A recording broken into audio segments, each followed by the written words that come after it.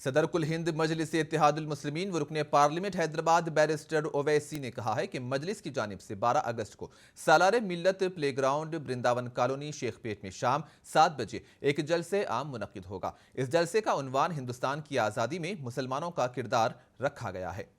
اس جلسے میں قوم و ملت کے ذمہ دار مشائخین اور علماء اکرام شرکت کرتے ہوئے جنگ آزادی میں مسلم مجاہدین کے کردار پر خطاب کریں گے۔ بیرسٹر اویسی نے نوجوانوں، خواتین اور شہریوں سے اپیل کی ہے کہ وہ اس جلسے میں شرکت کریں تاکہ ہم آزادی کی لڑائی میں مسلم مجاہدین نے جو رول ادا کیا اور قربانیاں پیش کی ہیں اس سے واقف ہو سکیں اور ان کو خراج پیش کر سکیں۔ انہوں نے کہا کہ 13 اگست کو اسی عنوان سے مجلس اتحاد المسلمین کے ہیڈ کوارٹر دارالسلام میں کل ہند مشاعرہ بھی منعقد کیا گیا ہے۔ اس میں تلنگانہ کے علاوہ ملک بھر سے نامور شعراء شرکت کرتے ہوئے اپنا اپنا کلام پیش کریں گے۔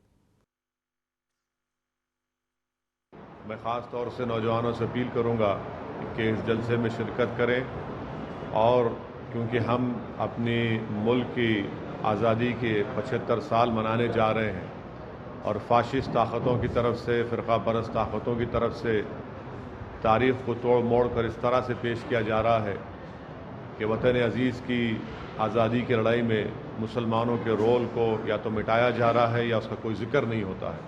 تو میری ان تمام بھائیوں، نوجوانوں سے، بزرگوں سے، خواتین سے یہ میری اپیل ہے کہ اس جلسے میں شرکت کریں۔